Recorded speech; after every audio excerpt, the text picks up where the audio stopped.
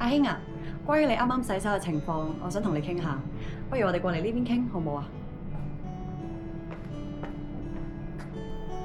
阿興啊，頭先你幫陳婆婆換完片之後，有記得洗手呢樣嘢做得好好啊。不過我見到你洗手好似馬虎咗少少喎，你自己覺得係唔係啊？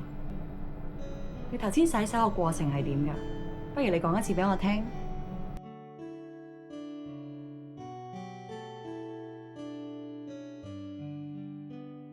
仲有呢？係啊，之前姑娘咪教過你哋洗手5部曲同7部曲嘅，你仲記唔記得係點做啊？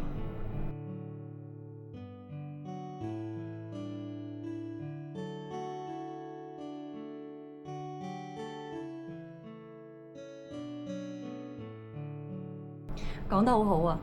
我見到你唔單止係識，仲要好熟添。院舍始終係多菌嘅地方，而且老人家身體都比較虛弱，容易染病。我擔心如果我哋洗手洗得唔好，就好容易引起感染爆發，會影響好多人㗎。咁你可唔可以話俾我聽，頭先係發生咩事令你冇做到呢？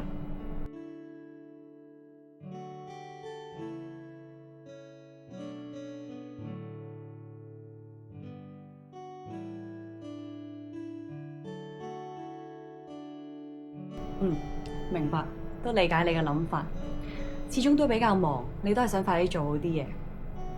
我一向都好欣賞你盡責。不過始終大家都明，唔正確洗手同冇洗手係冇分別。感染爆發，除咗老人家要受苦之外，仲會有比而家更多功夫要做㗎。俾咁大代價，平時用多少少時間洗手都係值得嘅。你覺得係唔係？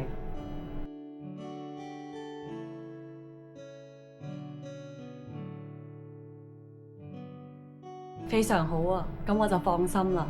好多謝你幫手。